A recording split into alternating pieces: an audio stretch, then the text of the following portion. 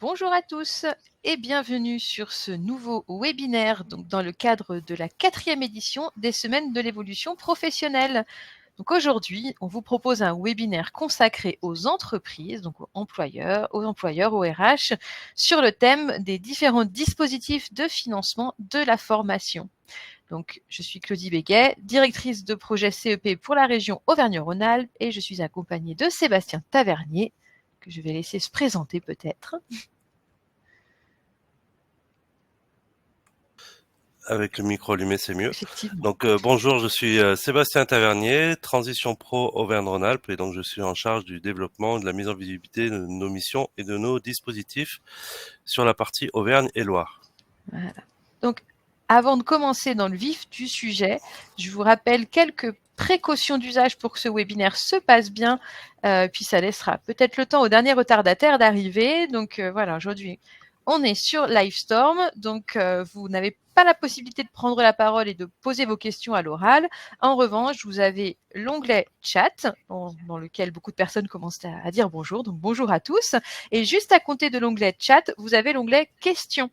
Donc on vous demande s'il vous plaît de poser vos questions dans cet onglet. Ça permettra, parce que sinon elles sont parfois noyées au milieu d'autres sujets dans le chat. Donc pour nous, le mieux, c'est de centraliser toutes vos questions dans l'onglet questions qui se trouve en bas à droite, juste à côté du chat. Et donc on essaiera peut-être de répondre à certaines questions tout au long du webinaire si ça s'y prête. Et sinon, à la fin, on gardera un petit temps de questions-réponses pour répondre à ce qui resterait en suspens.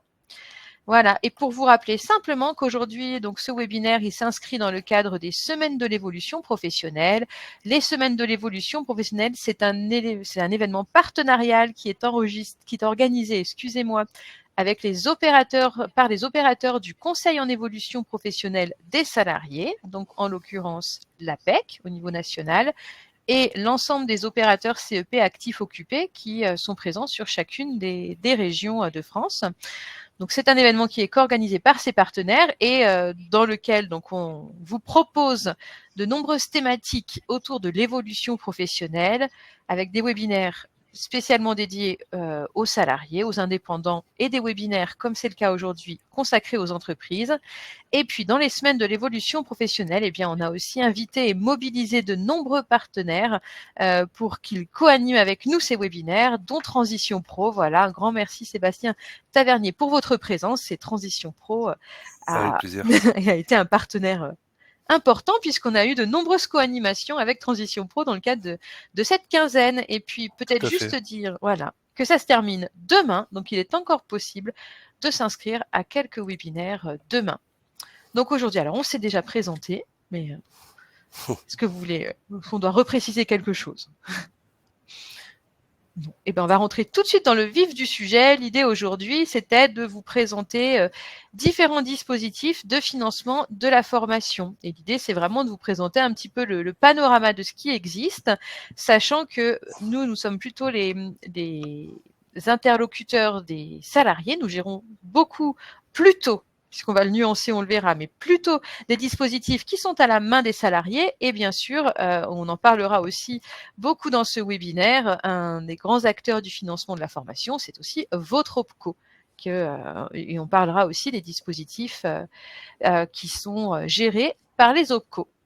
Donc, si on commence par faire un panorama des dispositifs de financement et qu'on se pose la question, quels sont les leviers pour un projet d'évolution, de reconversion professionnelle d'un salarié? Voilà, on parle beaucoup formation, mais on verra qu'on parlera également d'autres dispositifs. On peut commencer finalement à dire qu'il y a trois différentes catégories de projets. Il y a des projets qui sont à l'initiative de l'employeur. Et dans ce cadre-là, il y a un certain nombre de dispositifs qui permettent de financer ou en tout cas d'organiser la formation et l'évolution. Il y a des dispositifs qui sont plutôt d'un commun accord, on va dire, qui résultent d'une co-construction entre le salarié et l'entreprise.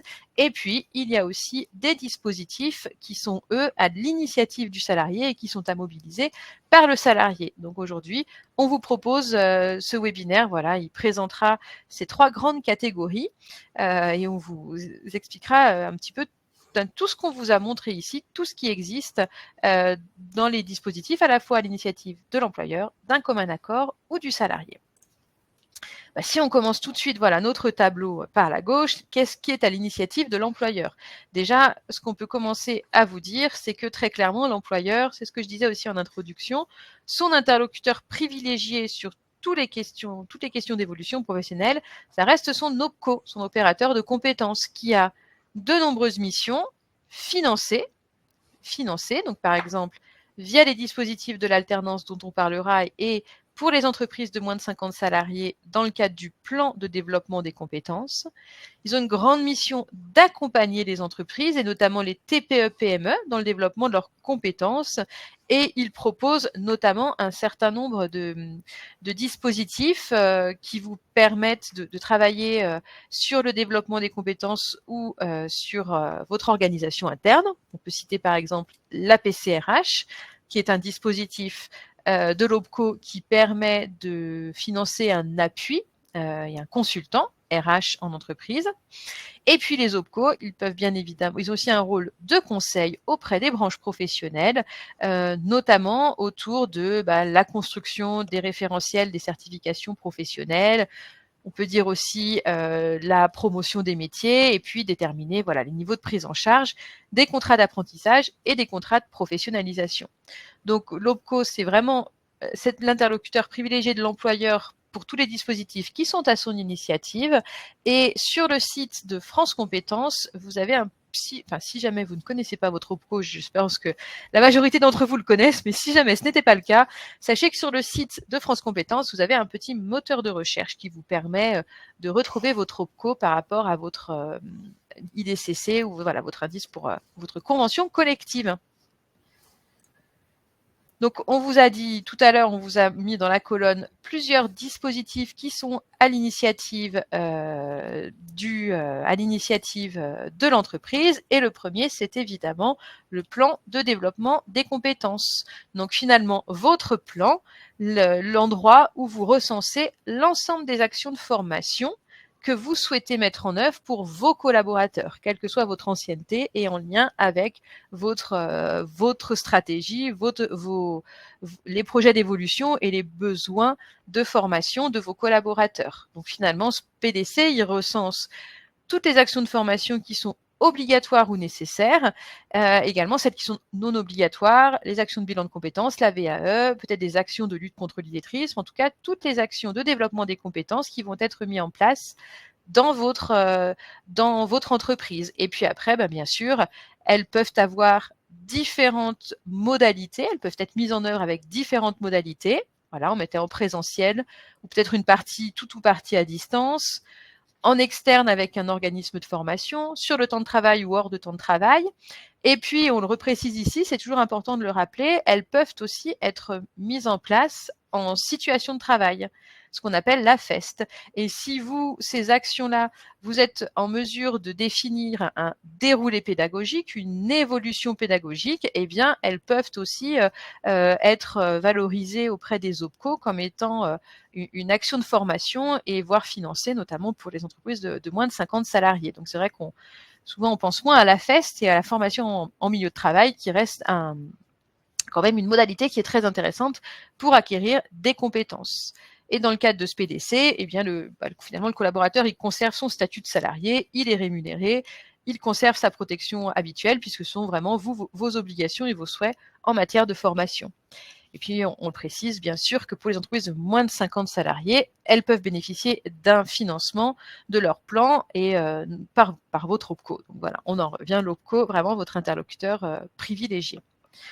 Donc, la première partie qui est importante, voilà, ce plan de développement des compétences qui recense vos actions. Et puis, dans ce cadre-là, on a ajouté aussi que dans l'idée du financement de la formation professionnelle, eh bien, il y a un axe aussi qui existe, qui est la dotation volontaire sur le CPF de votre salarié. Donc, vous savez que votre salarié, il acquiert tous les ans un montant, une somme qui lui permet de financer des coûts pédagogiques pour une formation, donc le CPF, qui est plafonné à 5 000 € pour les salariés et qui peut aller jusqu'à 8 000 € pour les personnes qui sont bénéficiaires de l'obligation d'emploi des travailleurs handicapés et pour les personnes les moins qualifiées. Eh bien, sur ce CPF, si votre salarié a un projet de formation et qu'il n'a pas suffisamment pour le financer et que vous, ça représente un intérêt et que vous souhaitez l'aider dans le financement, eh bien, vous pouvez tout à fait participer financièrement à un projet de formation initié par votre salarié. Et pour ça, c'est très simple. On vous a remis la procédure. Eh bien, vous allez depuis Net Entreprise, vous vous connectez à EDF et vous pouvez aller dans la partie attribuer une dotation volontaire et vous avez donc la possibilité de mettre un montant sur le salarié que vous souhaitez et de verser, alors on peut régler par carte bancaire directement sur le site ou de faire un virement bancaire pour pouvoir abonder le CPF de votre salarié. Et donc, le montant, il sera disponible finalement sur le CPF de votre salarié pour qu'il puisse, dans un deuxième temps, acheter son action de formation.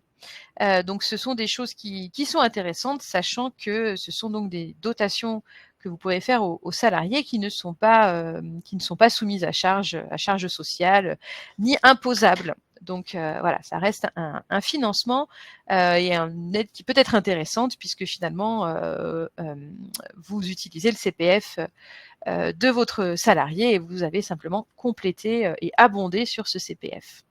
Et voilà, c'est ce qu'on vous mettait votre salarié. Ensuite, ça apparaîtra sur son compte. Ça, c'est un premier dispositif, la dotation volontaire donc sur le CPF de votre salarié. Et puis actuellement, vous savez qu'il existe encore le FNE Formation. Donc c'est pareil, sur ce sujet-là, on vous l'a remis à chaque fois en bas. Votre interlocuteur, c'est l'OPCO. Et donc, ce sont des fonds qui permettent en fait de financer des formations dans la mesure où ce sont des formations qui aident les entreprises à faire face aux mutations économiques et sur 3 grandes thématiques qui sont la transition écologique, la transition alimentaire et la transition numérique. Donc, si vous souhaitez mettre en place des formations dans l'un de ces qui répondent à l'un de ces 3 grands enjeux, eh bien, vous pourriez peut-être bénéficier du FNE Formation. Donc, ça concerne, c'est ce qu'on vous dit, tous les salariés, y compris les salariés en alternance, sauf les salariés en alternance et ceux pour lesquels vous avez déjà notifié la rupture du contrat de travail. Et pour le FNE Formation, là, on prend en charge, sont prises en charge uniquement les coûts pédagogiques. Donc, c'est pas une prise en charge pour les salaires, mais bien pour les coûts pédagogiques, avec ensuite un cofinancement de la part de l'entreprise. Donc, en fonction de votre taille d'entreprise, vous allez avoir un financement qui peut aller jusqu'à 70% du coût pédagogique de votre action de formation.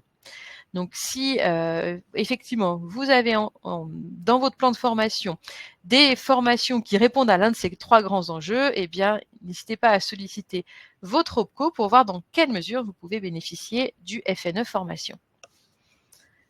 Donc, l'idée, c'était déjà de vous représenter ces 3 grands, ce premier panorama avec des actions, des différents dispositifs pour les formations que vous avez décidé de mettre en place dans votre entreprise. Après, si on s'intéresse à ce qu'on a appelé d'un commun accord, finalement, ce qui est à la fois une formation une formation qui est finalement co-construite, un projet qui est co-construit entre l'entreprise et le salarié. Eh bien là, qu'est-ce qui existe? Les premiers grands champs, on va dire, de dispositifs, c'est tout ce qui vont toucher à l'alternance. Donc, c'est-à-dire des formations qui vont alterner des périodes dans l'organisme de formation et des périodes en entreprise. Donc toute cette modalité pédagogique d'alternance entre 2 périodes en organisme de formation et en entreprise. Et finalement, dans l'alternance, aujourd'hui, on a 3 grands dispositifs qui existent.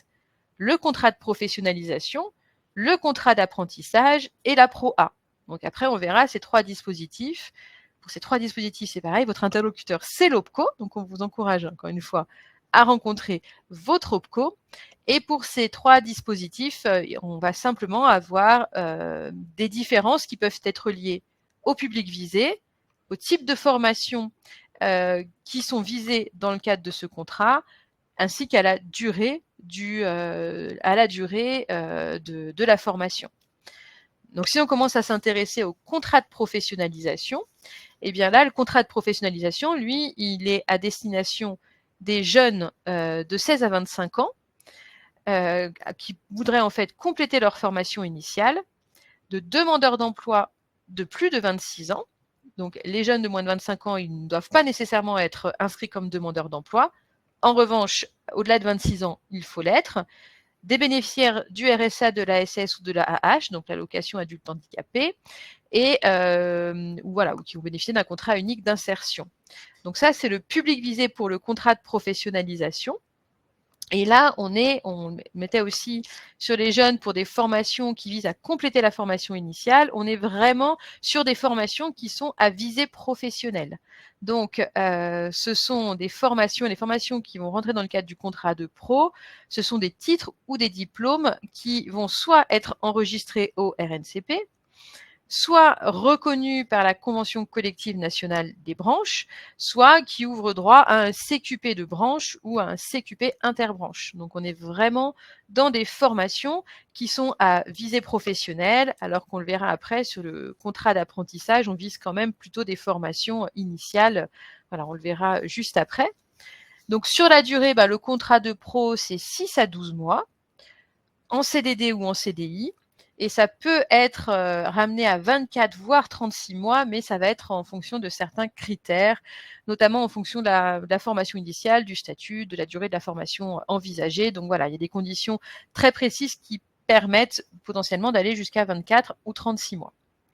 Ça se calcule, voilà, c'est ce qu'on mettait en référence à la durée du contrat initial. Et donc là, c'est pareil, le financement, ce sera votre OPCO pour le financeur des actions de formation. Et la rémunération de la personne dans le cadre du contrat de professionnalisation, elle va dépendre à la fois de l'âge de l'alternant et du niveau de la certification visée. Donc voilà, en fonction. Et puis souvent, il y a aussi des indications qui sont dans la convention. Il peut y avoir des indications dans la convention collective. Donc on ne peut pas vous donner de grandes généralités. Il y a beaucoup de paramètres qui rentrent en ligne de compte, mais en tout cas, voilà, cette rémunération, elle va être définie en fonction de l'âge de l'alternant et de son niveau. Et c'est ce qu'on mettait aussi. Sous certaines conditions, vous pouvez bénéficier d'aides, de différentes aides de la part de l'État. Donc là, on parle contrat de professionnalisation, donc avec vraiment une action, des formations à visée de professionnalisation, professionnalisante. Et si on s'intéresse maintenant au contrat d'apprentissage, on voit qu'ici, les formations visées, ce sont, ce qu'on pourrait peut-être plus rappeler de la formation initiale, donc des diplômes professionnels de l'enseignement secondaire, comme des bacs pro, des brevets professionnels, ou de l'enseignement supérieur, BTS, DUT, et quelques titres également enregistrés au RNCP. Et là, on a quelques différences en fonction du public visé. On est sur des jeunes de 16 à 29 ans, voilà, on n'est plus 25 ans, de 16 à 29 ans, et il peut y avoir une dérogation au-delà de l'âge de 29 ans pour certains publics, les travailleurs handicapés, les créateurs ou repreneurs d'entreprises, si la création dépend en fait de l'obtention d'un titre, et les sportifs de haut niveau. Mais sinon, globalement, contrairement au contrat de professionnalisation qui est ouvert aux plus de 26 ans, aux demandeurs d'emploi de plus de 26 ans, sur l'apprentissage, on est normalement sur un public de 16 à 29 ans. Et puis, en revanche, sur l'apprentissage, on est quand même sur une durée plus longue, sur une durée en CDD. On avait vu que sur le contrat de pro, on pouvait aller sur du CDI, on est vraiment sur du CDD. Pour une durée, donc, on est sur du CDD de 6 à 36 mois. Et la formation, le temps de formation, ça doit être un minimum de 400 heures et ce temps de formation, il doit représenter au moins 25% du contrat global. C'est-à-dire que, par exemple, on peut pas se dire que le temps de formation en organisme de formation, il serait que de 10 ou 5%. Finalement, il serait très réduit et le reste du temps serait en entreprise. Le temps vraiment de formation, il doit être de minimum 400 heures. Et là, c'est la même chose. Vous pouvez solliciter votre OPCO pour des financements. La rémunération, elle est aussi déterminée par l'âge de l'alternant et le niveau de la certification visée. Après, globalement, les rémunérations, elles peuvent démarrer de plus bas, en fait, dans le cadre du contrat d'apprentissage. Et vous pouvez aussi bénéficier d'aide. Donc, c'est vrai que pour ces dispositifs-là, votre OPCO, encore une fois, pourra vous accompagner pour mobiliser le meilleur dispositif. Et le dernier contrat en alternance, c'est la Pro A. Peut-être qu'avant, c'est pas exactement similaire, mais avant, on pouvait parler aussi de période de professionnalisation, ce qu'on appelle la reconversion ou la promotion par l'alternance. Alors là, par contre, on vise des salariés en CDI, c'est-à-dire des salariés qui sont déjà dans votre entreprise et qui vous allez souhaiter faire évoluer ou peut-être se reconvertir et sur lequel vous allez avoir en tout cas dans leur CDI une période de ProA, donc qui serait vraiment matérialisée contractuellement comme une période de formation, de reconversion ou de promotion par l'alternance. Donc voilà, je vous disais, ce sont majoritairement donc les salariés en CDI. Voilà, on mettait les cas particuliers. Je ne sais pas si ça concerne beaucoup de personnes d'entre vous, les sportifs et les entraîneurs professionnels en CDD. En revanche, ce qui est important aussi de savoir, c'est que le salarié, il ne doit pas avoir atteint un niveau de qualification équivalent à une certification professionnelle enregistrée au RNCP de grade de licence. C'est-à-dire que si vous avez une personne pour qui son dernier diplôme est un bac+5, par exemple, il ne sera pas éligible à la ProA. Il ne pourra pas rentrer dans ce dispositif. Et puis, l'autre particularité aussi, c'est que pour le mettre en place, pour que la ProA soit mise en place, il est nécessaire que la branche professionnelle dont vous êtes ressortissant ait mis en place un accord de branche. Donc, c'est pour ça, dans le financement, on vous dit bien, sollicitez votre OPCO. Attention, toutes les branches professionnelles, enfin, en tout cas, elles sont en train de le faire, mais toutes les branches professionnelles n'ont pas forcément négocié d'accord autour de la Pro A et qu'il est important aussi de le vérifier.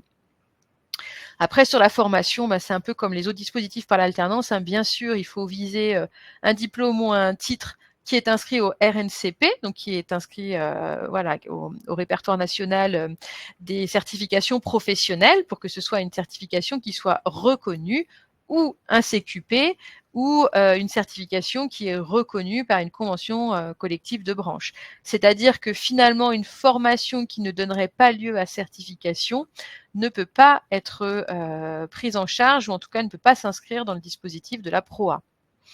Donc là, on est sur une durée de 6 à 12 mois, avec, vous le voyez aussi, quelques particularités, et donc on le remet 91 branches qui sont concernées aujourd'hui. Voilà, alors c'est peut-être rapide, mais pour vous présenter les 3 grands dispositifs de financement qui entrent dans le champ de l'alternance et qui vont avoir des publics différents, des visées un petit peu différentes, et notamment cette ProA qui s'adresse aux salariés qui sont déjà en CDI. Donc, on a terminé pour les dispositifs de l'alternance, donc dans le cas d'une co-construction, mais on a un dernier dispositif de financement qui est d'un commun accord finalement entre le salarié et l'entreprise, et qui est transition collective. Et c'est donc là où je prends la parole. Exactement. Merci Claudie, en tout cas pour cette première partie très complète. Donc transition collective, effectivement, est un dispositif qui a été mis en place en janvier 2021, lorsque Madame Borne était encore ministre du Travail. Elle a réuni les partenaires sociaux en sortie de crise sanitaire, crise Covid, se disant que il y avait un vrai enjeu pour les entreprises d'anticiper des futures mutations, d'anticiper des futures difficultés, enfin d'être dans l'anticipation et d'essayer de préserver le dialogue social tout en évitant d'aller vers des choses plus brutales telles que des PDSE, des licenciements économiques, des choses comme ça. Je tiens à m'excuser par avance, je suis un peu malade et j'ai du mal à prendre la parole très longtemps, mais je vais faire de mon mieux. Donc, ce dispositif créé en janvier 2021, c'est un dispositif qui est à l'initiative de l'entreprise, qui permet aux salariés volontaires, dont on a identifié que les métiers pouvaient potentiellement être fragilisés, de leur permettre de quitter sereinement l'entreprise par le biais d'une formation leur permettant de se reconvertir, idéalement sur un métier porteur dans le même bassin d'emploi. Je vous donne un exemple, c'est plus parlant. une entreprise qui a décidé de moderniser ses unités de production, qui va passer sur de la digitalisation par exemple, eh bien, va peut-être être confronté au fait que certains de ses salariés ne veulent pas ou ne peuvent pas, ne se sentent pas en tout cas, d'aller vers ces nouveaux métiers, ces nouvelles compétences. Dans ce cas-là, l'entreprise, donc on est bien dans le cas d'une mutation structurelle, hein, ça peut être aussi une mutation conjoncturelle, réglementaire, environnementale, etc. L'entreprise peut proposer à ses salariés le dispositif de transition collective. Et dans ce cas-là, nous intervenons dans l'entreprise, donc en lien avec le CEP, hein, bien sûr, pour informer l'entreprise, les salariés, pardon, sur le dispositif de transition collective et sur ce que ça peut leur apporter. Donc, effectivement, le salarié va pouvoir se reconvertir, donc bien sûr en allant sur une formation certifiante, hein, donc une formation inscrite au répertoire national des certifications professionnelles ou au répertoire spécifique, donc une formation qui va bien lui permettre d'acquérir les compétences vers un nouveau métier ou un bloc de compétences, enfin tout ce qui va lui permettre de vraiment pouvoir changer de métier. Comme écrit dans la slide aussi, la VAE est également financée par Transition Pro dans ce cadre-là et même dans les autres cadres. Au niveau de la formation, dans le cadre de transition collective, on est limité à 2 ans. Quand je dis limité à 2 ans, c'est quand même 2 ans, c'est quand même des belles formations. Et dans ce cadre-là, bien sûr, si le dossier est validé, Transition Pro prendra en charge le coût pédagogique de la formation, ainsi que l'intégralité du salaire de la personne pendant toute la durée de sa formation. Donc c'est un dispositif qui peut être super intéressant en termes de démarche RSE, en termes de préservation de la marque employeur, en termes de préservation du dialogue social. C'est un dispositif qui peut permettre un départ serein de l'entreprise pour les salariés volontaires. Voilà, et donc juste un petit mot, donc il existe 2 dispositifs différents de transition collective, euh, mais bon, je ne vais pas rentrer dans les détails, là ça ferait beaucoup d'informations, je pense. De toute façon, vous aurez les supports et puis après vous pourrez revenir vers nous au besoin. Juste un petit mot peut-être, Claudie, pardon. Oui. Donc bien sûr là, on représente donc moi et Claudie, on est sur la région Auvergne-Rhône-Alpes, mais bien sûr, Transition Pro est une association paritaire pilotée par les partenaires sociaux qui est présente sur tout le territoire français, DOM-TOM compris, et donc vous pourrez joindre bien évidemment les transitions pro de vos régions si besoin est. Donc si vous tapez juste sur site sur Google Transition Pro Occitanie, Transition Pro Île-de-France, Transition Pro PACA, etc., etc., pour avoir vos interlocuteurs en région. Eh ben, je vous remercie Sébastien pour la précision parce que c'est vrai que je ne l'avais pas dit en introduction. Nous, aujourd'hui, on est tous les deux des interlocuteurs qui sommes basés en Auvergne-Rhône-Alpes, mais tout ce qu'on vous dit est vrai pour l'ensemble du territoire national. Ce ne sont pas du tout des informations qui sont circonscrites à la région Auvergne-Rhône-Alpes. Voilà, donc on l'a vu finalement, il y a des dispositifs à la main dans l'entreprise, il y a des dispositifs qui sont co-construits et puis il existe aussi des dispositifs qui sont à l'initiative du salarié. Pour autant, il nous semble quand même très important que de les connaître aussi, puisque ça fait aussi partie des dispositifs de l'évolution professionnelle. Avant de commencer, je vois qu'il y a une question pour Sébastien relative à Transco, Ah, donc je propose qu'on y réponde tout de suite. Aurore nous demande, est-ce que Transco est valable pour tous les types d'entreprises ayant à minima combien de salariés? alors, excellente question. Transition collective, pardon, est bien évidemment ouvert à toutes les entreprises et sans minimum de salariés. Effectivement, ce dispositif-là, le terme de collectif peut porter à confusion. En revanche, c'est bien un dispositif qui peut être mobilisé pour une seule personne dans l'entreprise. Il s'appelle collectif parce qu'il est censé être proposé à l'ensemble des salariés dont l'emploi est fragilisé ou dont l'emploi en tout cas va subir une modification. Voilà, j'espère qu'on a répondu à la question. Et donc, si maintenant on regarde vraiment les dispositifs qui sont A priori, oui. Si on regarde des dispositifs qui sont à l'initiative du salarié, qu'est-ce qu'il peut mobiliser?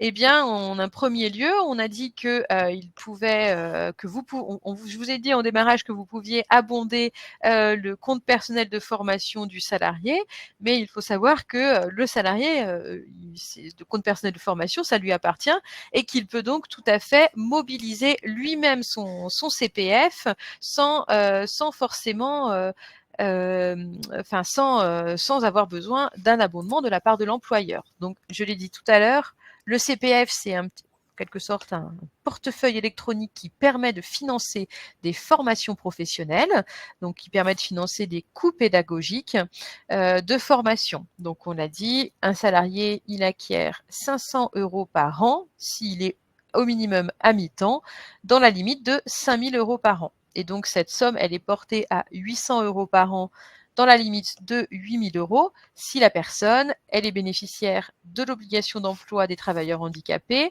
ou si elle est non qualifiée. Mais par contre, pour ces deux points et pour qu'ils puissent bénéficier de la bonification, donc des 800 €, il faut qu'ils déclarent leur situation sur le CPF. Donc, on vous encourage vraiment à le signaler à vos salariés s'ils ne l'ont pas fait. Il faut qu'ils déclarent leur situation sur l'application CPF. Et donc, ce porte-monnaie électronique, il leur permet de financer des formations, bien sûr certifiantes et qualifiantes, donc on l'a déjà dit, inscrites au RNCP ou au répertoire spécifique, mais il peut aussi leur permettre de financer, par exemple, des accompagnements à la création-reprise d'entreprise, des bilans de compétences, des permis de conduire, la validation des acquis de l'expérience, CLEA. Donc voilà, il leur permet de financer un certain nombre de formations et de dispositifs. Sauf que 5 000 €, alors pour les salariés, parfois ça semble beaucoup. En réalité, pour financer une formation et les coûts pédagogiques d'une formation, ça peut être relativement peu. Et parfois, donc ce CPF, il est insuffisant. Eh bien, dans ce cas-là, le salarié, il peut mobiliser un certain nombre d'abondements. Par exemple, il peut utiliser ses points C2P. Donc, c'est le cadre, donc le compte professionnel de prévention. Donc, ce sont des points en fait de pénibilité qui sont attribués à des personnes qui occupent un emploi pénible. Donc, bien sûr, vous savez, hein, la pénibilité, c'est défini par la loi selon 4 critères spécifiques. C'est pas simplement parce que le salarié pense que son emploi est pénible. Voilà, il y a un cadre juridique qui est précis. En tout cas, les salariés qui bénéficient de points C2P, la première utilisation qu'ils peuvent en faire, c'est de les convertir en fonds pour abonder leur CPF. Donc, un point C2P, depuis le 1er septembre, est valorisé à hauteur de 500 €. Donc, ça a été revalorisé depuis le 1er septembre. En revanche, pour mobiliser les points C2P, eh bien, il est nécessaire de rencontrer un conseiller en évolution professionnelle. Donc, c'est la première étape pour le salarié qui souhaiterait abonder son CPF. C'est aussi le cas pour l'abondement AT-MP, donc accident du travail, maladie professionnelle, donc qui est un abondement dont peuvent bénéficier les salariés qui ont une invalidité consécutive à un accident du travail ou une maladie professionnelle et qui peut aller jusqu'à 7 500 €. Donc c'est vrai que ça peut être très intéressant pour ces personnes-là. Mais c'est identique, il est nécessaire de rencontrer un conseiller en évolution professionnelle si on souhaite mobiliser ces abondements spécifiques. Donc ça, c'est le premier abondement qui est possible de faire sur le CPF.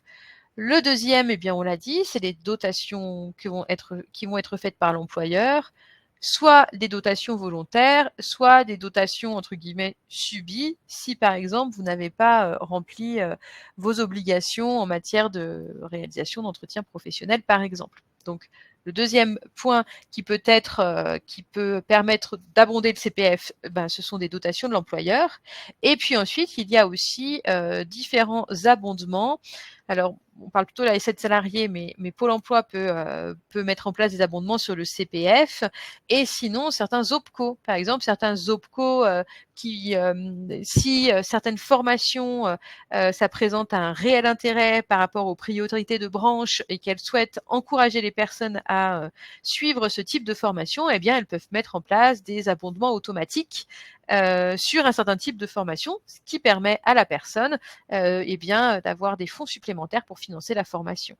Sachant que bien évidemment, ces abondements automatiques, ils viennent en plus, donc seront d'abord utilisés le CPF du salarié et puis l'abondement viendra compléter. Il ne viendra pas à la place finalement du CPF du salarié.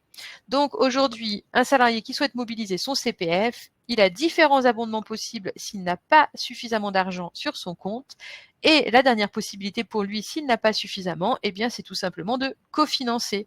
Et comme tout à l'heure pour l'abondement employeur, on avait dit que vous pouviez directement via EDEF attribuer les dotations et payer en ligne, eh bien c'est exactement la même chose pour le salarié. S'il n'a pas suffisamment, il peut aussi payer payer en carte bancaire directement sur le CPF pour financer sa formation.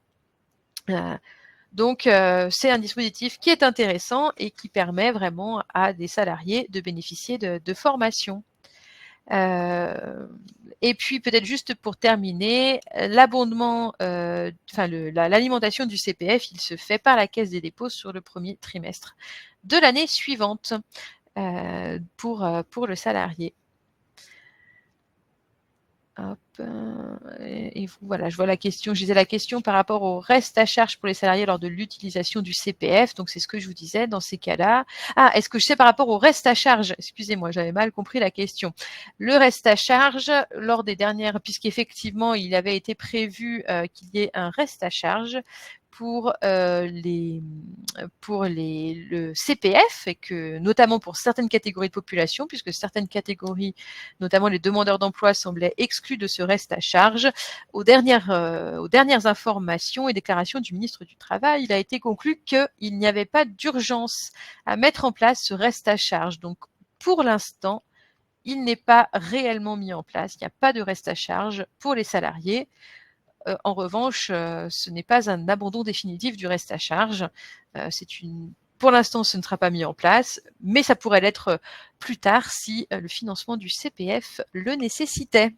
Voilà pour la question de Logan. Donc un financement à la main du salarié, donc le CPF, et puis un autre financement et non des moindres, le projet de transition professionnelle.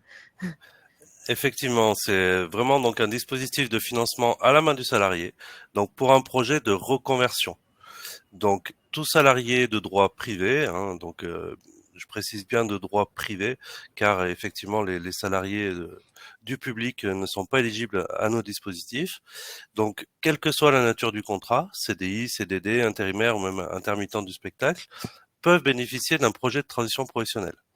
Donc ce qu'il faut retenir du projet de transition professionnelle, c'est que c'est un dispositif qui va permettre la mobilité d'un salarié pour se reconvertir, sereinement vers un nouveau métier. Quand je dis sereinement, je dis ça parce que le projet de transition professionnelle est le dispositif, je pense, le plus sécurisant qui existe, dans le sens où si le projet est validé par la commission d'instruction, donc en fait, les salariés montent leur dossier sur notre site internet Transition Pro selon sa région. Le salarié donc expose son projet. Donc on recommande à tout salarié bien évidemment d'être accompagné par un CEP, par un conseiller d'innovation professionnelle pour travailler son projet, pour travailler son dossier. Nous aussi, on a toute une équipe de collègues qui accompagnent aussi les salariés dans leur questionnement, dans l'élaboration de leur dossier, etc. Donc les salariés montent un dossier sur le site internet via leur espace personnel. Ensuite, bien sûr, il faut qu'ils aient leur organisme de formation. Donc l'organisme de formation remplit sa partie également. Et vous aussi, en tant qu'employeur, vous avez votre partie à remplir. Pourquoi vous avez votre partie à remplir? Parce que si ce dossier-là est validé par notre commission d'instruction, donc on a une commission d'instruction qui se réunit une fois par mois, on va prendre en charge, excusez-moi, l'intégralité du coût pédagogique ainsi que l'intégralité de la rémunération pendant toute la durée de la formation, quelle que soit la durée de la formation. Je prends souvent l'exemple qui est un peu extrême d'une aide-soignante qui veut se reconvertir en tant qu'infirmière. On va prendre en charge donc le coût pédagogique de la formation, plus le maintien du salaire pendant les 3 ans de formation. Et si, à l'issue de sa formation, le salarié ne trouve pas immédiatement d'emploi dans le métier visé, il réintègre son entreprise sur son poste ou sur un poste équivalent. Donc pour un salarié, c'est quelque chose d'hyper sécurisant. On continue de cotiser pour la retraite, on continue de cotiser éventuellement pour l'assurance chômage, on ne perd pas son emploi, le contrat n'est pas arrêté, il est juste suspendu. Bien sûr, le salarié doit en amont faire une demande d'autorisation d'absence à son employeur. L'employeur peut faire une demande de report de 9 mois maximum, au-delà duquel il ne peut plus effectuer de demande de report et le salarié donc peut partir en formation. Donc, on est bien sur une formation inscrite au RNCP ou au répertoire spécifique, comme pour transition collective. On est bien sur une reconversion, donc sur un changement de métier, donc sur un changement de code ROM. C'est une formation qui peut être faite sur le temps de travail ou hors temps de travail. Donc, si elle est faite hors temps de travail, dans ce cas-là, bien sûr, on ne prendra pas en charge le salaire. Comme je vous le disais, donc comme écrit sur la slide, il y a bien 3 volets, bénéficiaire, OF et employeur. Et on parlait du CPF juste avant. Dans le cadre du PTP, le CPF est entièrement mobilisé. Alors, le CPF est entièrement mobilisé, mais il repart directement dans les fonds de la Caisse des dépôts et consignations. Donc, pour nous, c'est complètement transparent. Alors, il est vrai que pour le salarié, lui, il va avoir son CPF complètement mobilisé, mais nous, ça va pas rentrer en compte dans notre coût global de financement du dossier. Donc voilà, comme écrit sur la slide, le collaborateur reste bien salarié et le collaborateur donc peut poursuivre sa formation tout en ayant l'assurance d'avoir son salaire maintenu. Et les chiffres sont parlants. 6 mois après la fin de la formation, 91% des bénéficiaires du PTP ont réalisé leur projet ou poursuivent leur parcours. Parce que certains visent une formation pour ensuite rebondir sur une autre qui est encore d'un niveau peut-être plus élevé. Parce que les gens se reconvertissent pour plein de raisons, mais il y a aussi la raison d'avoir un meilleur travail pour un meilleur salaire, par exemple. Il y a pour la raison aussi de peut-être aspirer à d'autres choses. Enfin, il y a énormément de raisons pour lesquelles les gens veulent se reconvertir. Et je finirai juste sur le PTP en précisant une chose, c'est que Transition Pro n'est pas fermé à la mobilité en interne. C'est-à-dire que on n'est pas fermé à ce que la personne change de métier pour rester dans son entreprise. En revanche, il sera demandé de la part de l'employeur un cofinancement sur le coût global du dossier. Voilà, Claudie. Eh ben, c'est parfait. J'avoue que j'en profitais pour répondre aux quelques questions dans le chat auxquelles on n'avait pas répondu. Je ne les vois pas, moi. Et d'ailleurs, on nous demande, voilà, Aurore nous demande, est-ce qu'il y a un équivalent du PTP pour les indépendants? Pas à ma connaissance, non. C'est vrai que les indépendants sont un peu alors, ça n'engage que moi, mais un peu les plus mal lotis finalement, parce qu'il n'y a pas beaucoup de choses qui sont faites pour eux.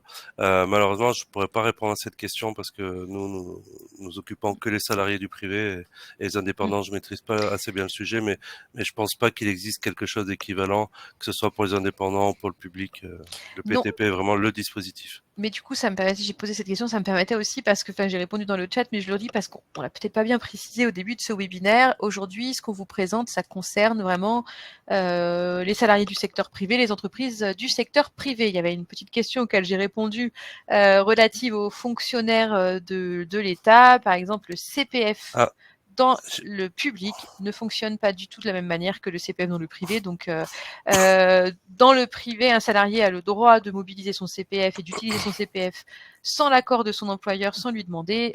Ça fonctionne complètement différemment dans le public. Donc, voilà, aujourd'hui, prenez bien ces informations comme étant relatives au secteur du privé.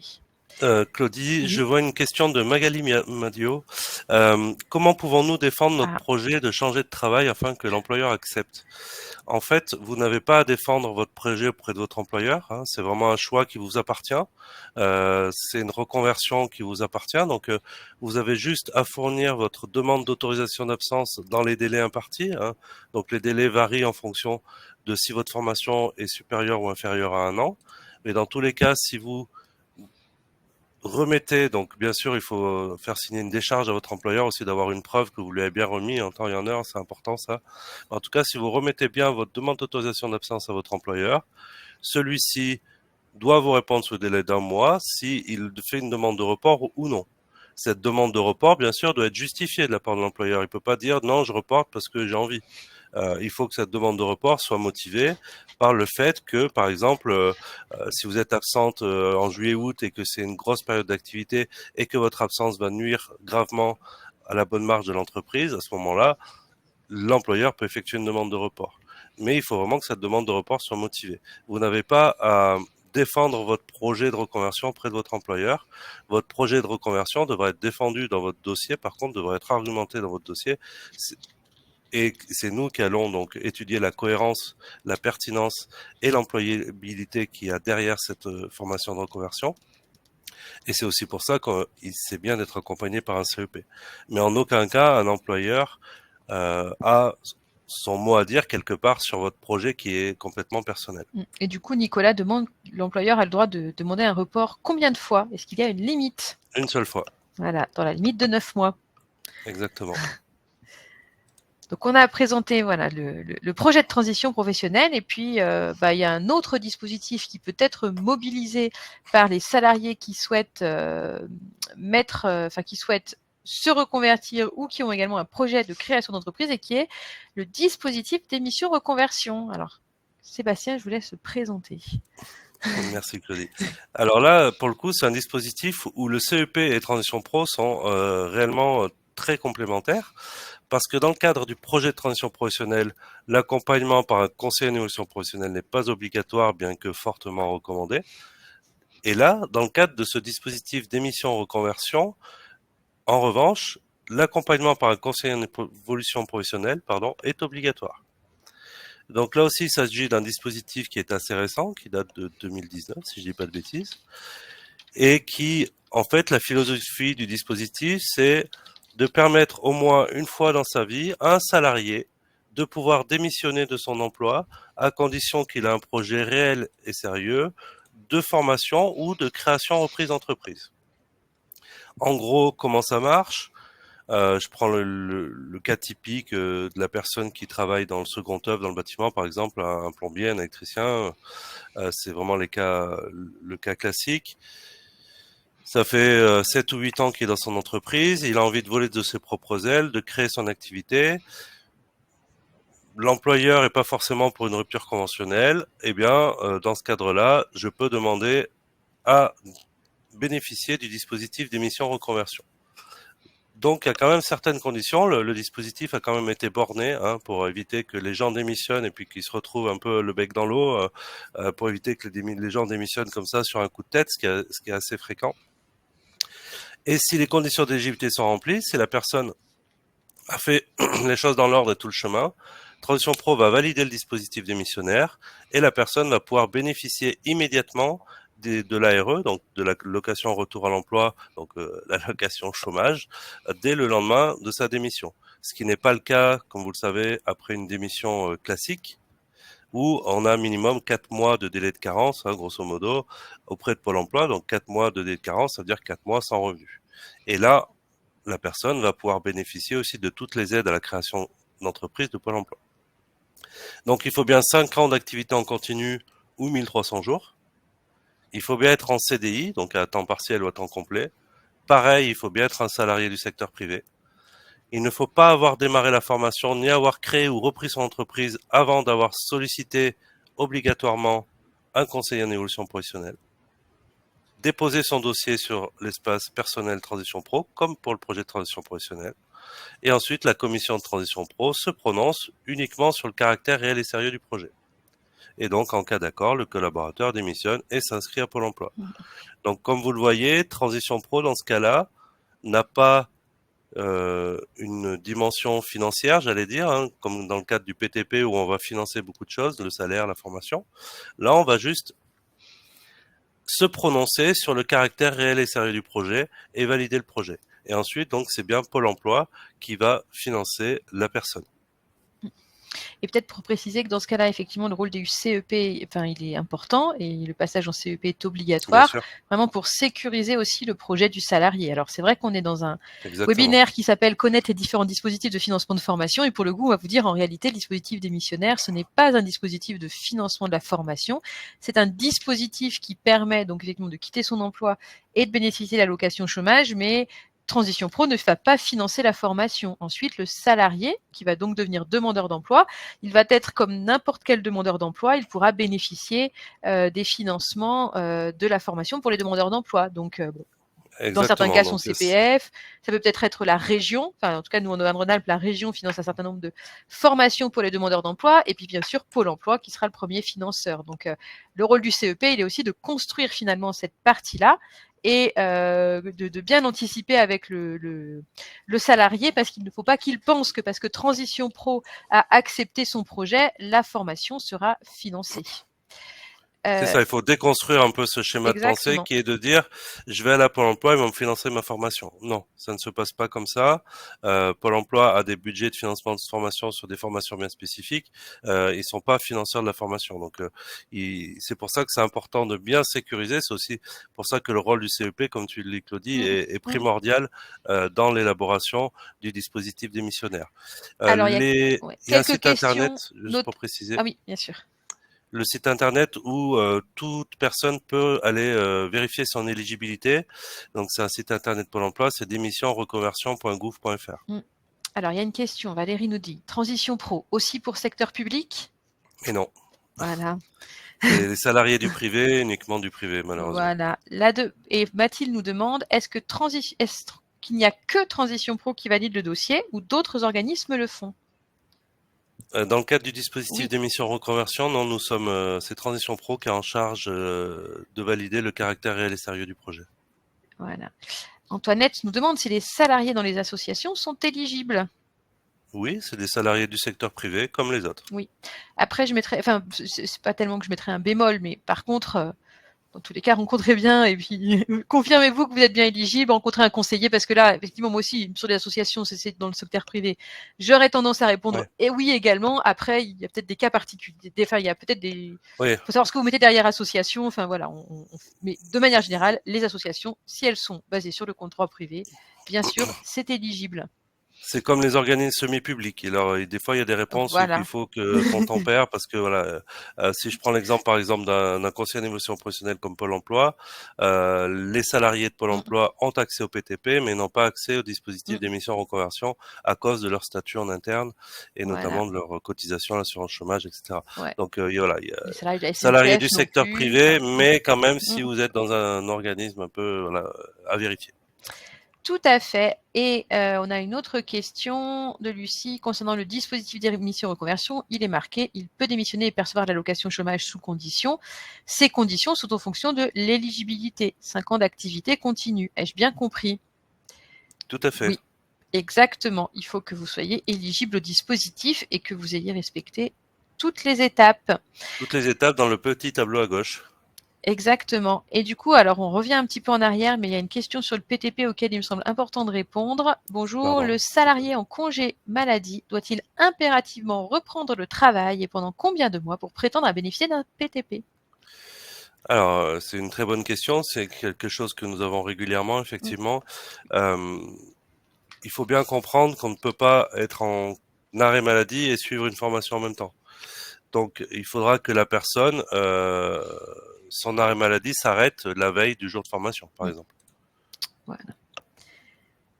Eh bien voilà, alors il nous reste 6 minutes, ça va être un challenge pour balayer les dernières slides, mais nous Alors, on allons va faire comme ça, on y va pas que... arriver. Je pensais que répondre aux questions était important. En tout cas, voilà, pour parler de encore quelques dispositifs à la main du salarié, il y a bien sûr également la VAE. Donc, vous n'êtes pas sans savoir que la VAE est actuellement en cours de réforme et que la VAE est en transformation assez importante. Mais dans tous les cas, pour prétendre à l'obtention d'une certification par la voie de la VAE, eh bien sûr, il faut être engagé dans la vie active. Jusqu'à présent, il faut pouvoir justifier d'au moins 1 an d'expérience en lien direct avec la certification visée, mais pour le coup, c'est aussi un critère qui est en train d'être levé dans le cadre de la réforme. En tout cas, quand on parle de financement de la VAE, ce qu'il faut comprendre, c'est qu'aujourd'hui, en fait, nous avons deux systèmes qui coexistent. On va commencer par le bas, par le 2, je m'en excuse. On a l'ancien système, c'est-à-dire la possibilité pour le salarié de financer son accompagnement VAE via son compte personnel de formation, par son employeur via le PDC ou le dispositif PROA, ou par les associations Transition Pro de sa région. Donc ça, c'est ce qui existe actuellement et qui existe encore pour un certain nombre de certifications.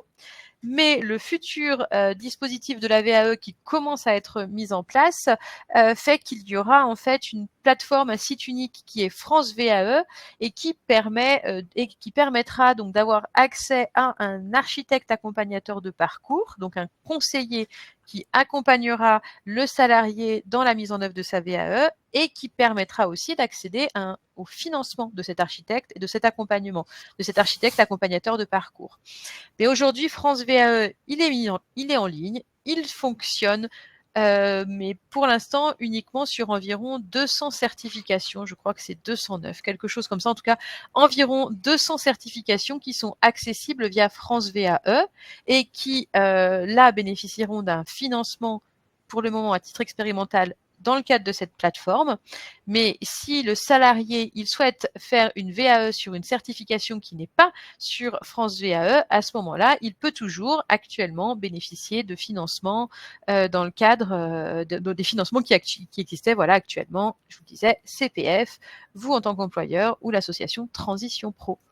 Je ne sais pas si Sébastien, il y a quelque chose à ajouter sur le financement de la VAE. Juste pour dire que pour le financement de la VAE, effectivement, on doit toujours salarier du droit privé, mais là on élargit quand même aux personnes aussi qui seraient plus en contrat depuis moins d'1 an. Donc notre financement VAE peut s'adresser aussi à des demandeurs d'emploi. Et c'est un financement qui est d'un montant forfaitaire de 2000 euros. Donc voilà. Et pouvez-vous nous confirmer que la VAE est passée de 24 à 48 heures? Donc je pense que vous faites allusion au congé VAE. Et pour ça, oui, je peux vous confirmer qu'il est bien passé à 48 heures et que voilà, normalement, vous devez donc autoriser, votre salarié peut vous demander un congé VAE donc pour pouvoir mettre en œuvre sa VAE sur temps de travail et que vous ne pouvez pas refuser. Donc ça, oui, effectivement, c'est mis en place. Et peut-être pour terminer, voilà, Sébastien, est-ce qu'on dit un mot de Cléa? Oui, avec grand plaisir. C'est quelque chose auquel je tiens beaucoup. Juste, je voulais répondre juste avant à une question dans le chat de Véronique Lally. Contrat CDI sous statut public dans une entreprise privée, peut-elle bénéficier de transition pro? Sincèrement, je peux pas vous répondre dans une question de chat. Comme ça, il faudrait que vous nous envoyiez le contrat et qu'on puisse le regarder de plus près. Parce que voilà, c'est vrai que pour des questions comme ça très très spécifiques, je préfère pas vous répondre et vous dire de bêtises. Oui, parce qu'effectivement, ça peut être oui comme ça peut être non, ça dépend d'un certain nombre de facteurs. C'est difficile de répondre Exactement. sans d'avoir plus d'éléments sur la situation. Donc, effectivement, on vous encourage à contacter le Transition Pro de votre région. Tout à fait. Donc Cléa, c'est pour moi un peu le méconnu, le mal aimé de la certification. C'est une certification qui est nationale, qui est interprofessionnelle, c'est-à-dire qui est reconnue par toutes les branches, qui s'adresse aux salariés peu ou pas qualifiés et qui permet de valider 7 domaines de base, 7 domaines socles, qui sont des domaines donc utiles pour valoriser son expérience en entreprise. Je m'explique. Une personne qui est peu ou pas qualifiée, qui a quitté l'école très tôt, qui occupe son emploi depuis 20 ans ou 30 ans dans son entreprise et qui a besoin un peu de se remettre à niveau parce que peut-être elle a l'opportunité d'aller sur un autre poste, mais aussi bien son manager qu'elle-même n'est pas forcément super en confiance avec ses compétences. Et ben la certification est là pour attester ses compétences de base, ses compétences socles. Donc il y a 7 domaines, donc il y a un peu de maths, un peu de français, un peu d'informatique. Il y a de l'apprendre à apprendre, ça c'est quelque chose de très important. Il y a de l'apprendre à travailler en équipe. Il y a le respect des règles d'hygiène et de sécurité de base. Voilà, il y en a 7. J'en oublie un, c'est pas très grave. Et donc ça permet aussi de valoriser son salarié en entreprise. Ça permet aussi au salarié lui-même de se sentir valorisé. Ça peut permettre aussi de sécuriser une embauche, hein, sur un poste un peu stratégique peut-être ou pas. Ça permet plein de choses en termes de RSE, en termes de valorisation du salarié, en termes de valorisation de soi-même. Et ça, c'est aussi un formidable tremplin pour accéder à une formation peut-être plus certifiante ou qualifiante, telle un CAP ou un BEP, etc. Donc, pour moi, sa certification CLEA, c'est vraiment quelque chose de très intéressant à mettre en place au sein des entreprises. C'est une certification qui est ouverte à tout le monde, demandeurs d'emploi, salariés, non salariés, etc. Il y a des solutions de financement qui sont assez faciles à mobiliser. Les OPCO peuvent la mobiliser dans le cadre de la PROA très facilement. Le Pôle emploi peut financer également. En fait, il y a plein de solutions de financement. Sauf Transition Pro, là, pour le coup, on finance pas, mais en tout cas, on en assure la promotion. Et moi, par mon passé, j'ai eu plein d'expériences où, justement, j'étais conseiller à Pôle emploi, Cap emploi, j'ai été CEP, moi aussi, dans une autre vie. Et j'aurais bien aimé avoir cette certification CLEA sous la main pour pouvoir permettre à des gens, justement, d'accéder à cette marche, cette petite marche qui manque parfois pour accéder à une formation supérieure ou à un emploi. Voilà, vraiment en deux, trois mots, la certification Cléa, mais c'est vraiment un super outil. En tout cas, c'est très bien vendu, Sébastien. Merci. Du coup, pour terminer, voilà, c'est un peu cette liste de dispositifs d'évolution qui sont à la main du salarié. Ben, on peut aussi finir par citer le bilan de compétences. Donc voilà, un dispositif d'accompagnement qui permet aux salariés d'approfondir peut-être ses motivations, l'identification de ses compétences, ses motivations professionnelles, ces motivations, et donc qui peut être financé par le CPF, aussi par le plan de développement des compétences de l'entreprise, et puis qui peut aussi être financé à titre personnel. Voilà, donc on arrive au terme de cette présentation, alors qui se voulait assez exhaustive et du coup peut-être un peu longue sur les différents dispositifs de l'évolution et de la formation professionnelle.